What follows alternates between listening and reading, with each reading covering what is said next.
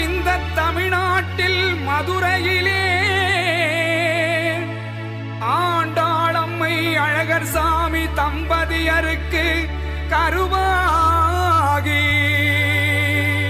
தலை சிறந்த வள்ளல் குணம் பெற்று உருவாகி